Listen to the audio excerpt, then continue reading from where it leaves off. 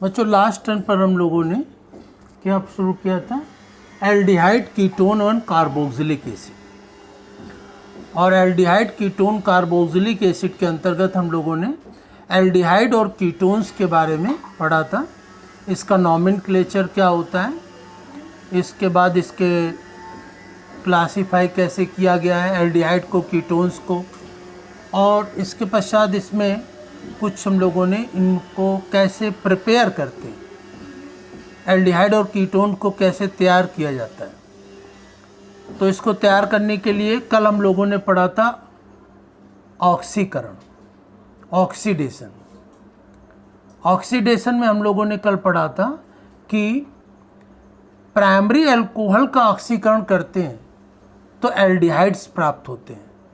Primary alcohol या प्राथमिक alcohol का ऑक्सीकरण करने पर एल्डिहाइड प्राप्त होते हैं, और सेकेंडरी या द्वितीयक अल्कोहल का ऑक्सीकरण करने पर कीटोन्स प्राप्त होते हैं।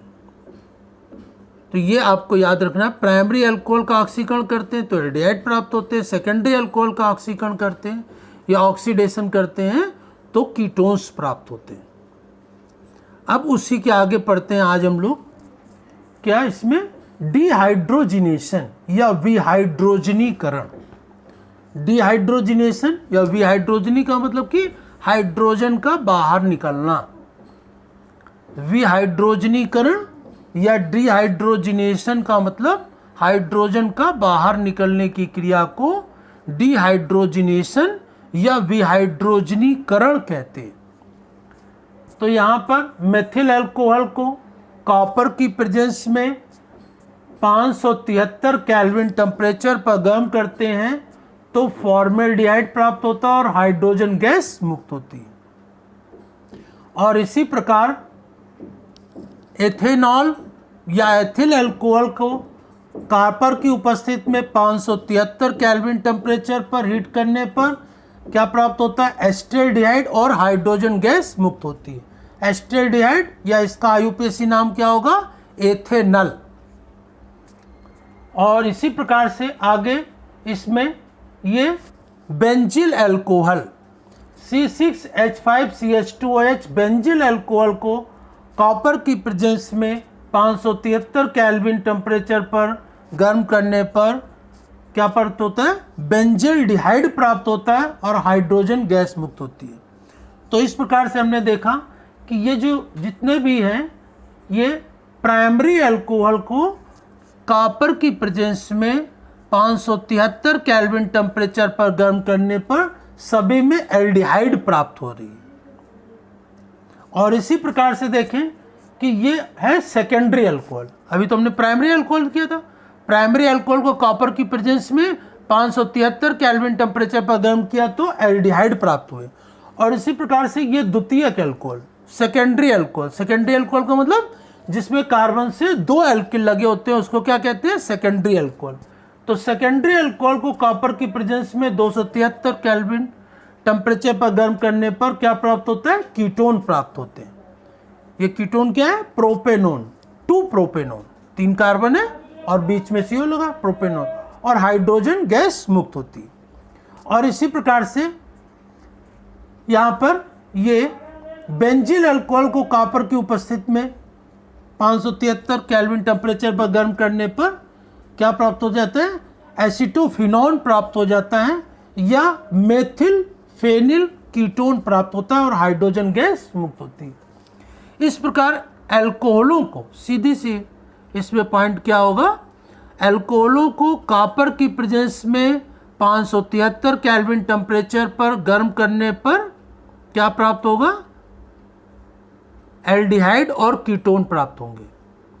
प्राइमरी अल्कोहल को गर्म करेंगे तो एल्डिहाइड प्राप्त होंगे, सेकेंडरी अल्कोहल को गर्म करेंगे तो कीटोन्स प्राप्त होंगे। तो ये पॉइंट आपको याद रखना है कि प्राइमरी अल्कोहल से क्या प्राप्त होता है और सेकेंडरी अल्कोहल से क्या प्राप्त होता है। ऐसे ही ऑक्सीकरण में था कि प्राइमरी अल्कोहल का ऑक्सीकरण कराते हैं तो एल्डिहाइड प्राप्त होते हैं, सेकेंडरी अल्कोहल का ऑक्सीकरण कराते हैं तो कीटोन्स प्राप्त होते हैं। वैसे ही इसमें भी है। इसी प्रकार से नेक्स्ट देखते हैं, कैल्शियम सॉल्ट ऑफ मोनोऑक्जेलिक एसिड। जो मोनोकार्बोक्सिलिक एसिड के कैल्शियम साल्ट हैं, जिन्हें कि हम फैटी या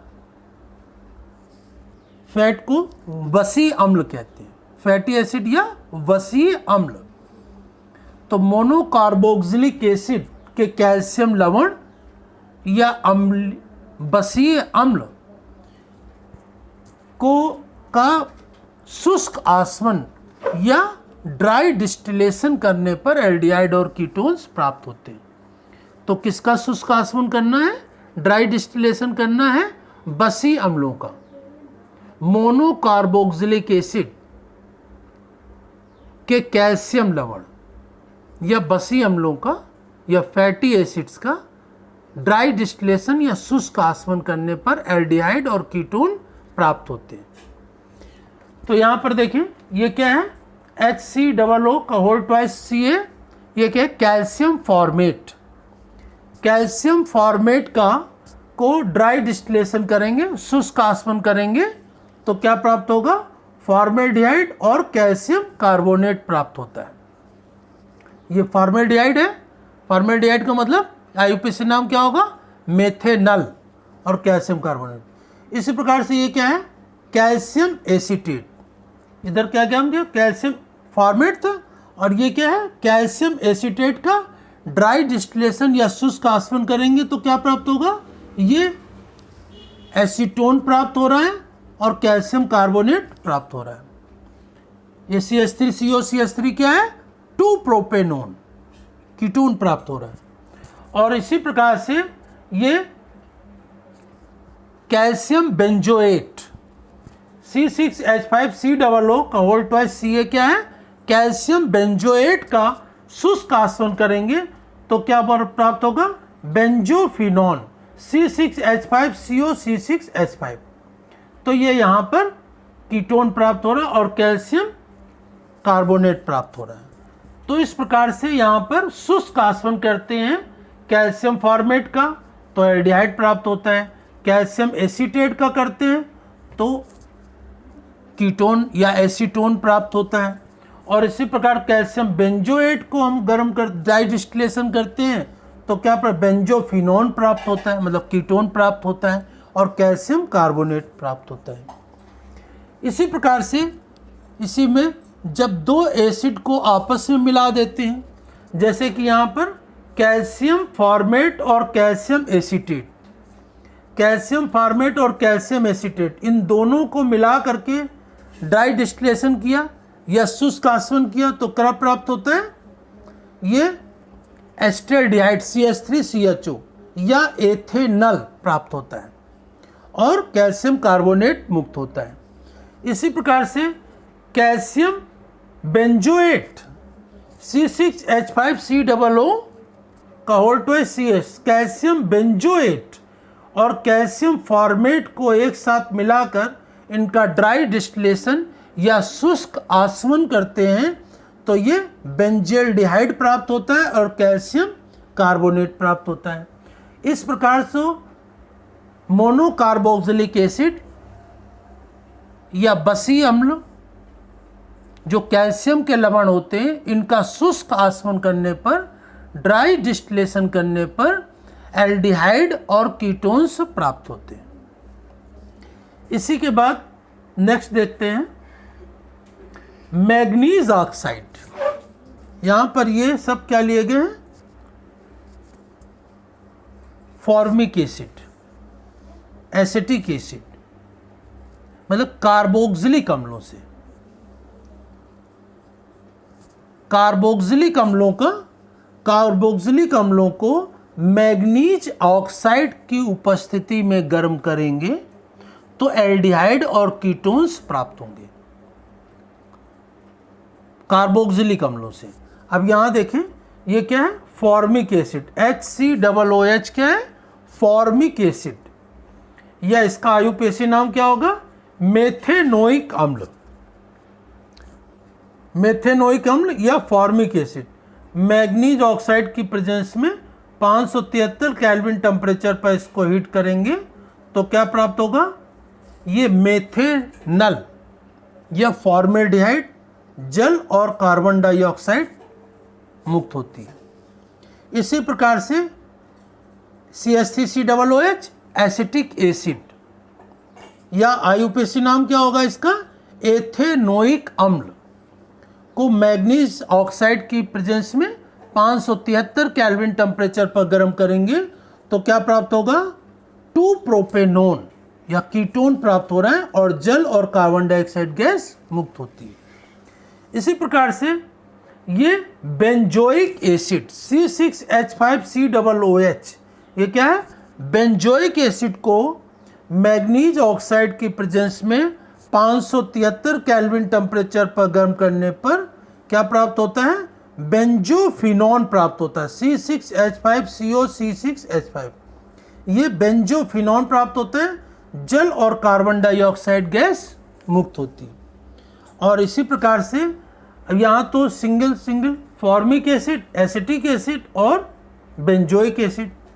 अब यहाँ पर नेक्स्ट देखते हैं कि दो एसिड को आपस में मिला करके जब इनको मैग्नीज ऑक्साइड और 573 केल्विन टेम्परेचर पर गर्म करते हैं तो क्या प्राप्त होता है, तो ये एसिटिक एसिड और फॉर्मिक एसिड या एथेनोइक अम्ल और मेथेनोइक अम्ल, मेथेनोइक और एथेनोइक, ये दोनों एसिड मिला करके मैग्नीज ऑक्साइड की प्रेजेंस में 573 केल्विन टेम्परेचर पर गर्म करते हैं तो ये प्राप्त होता है CH3CHO या एस्टरेडियाइड, जल और कार्बन डाइऑक्साइड गैस मुक्त होती है।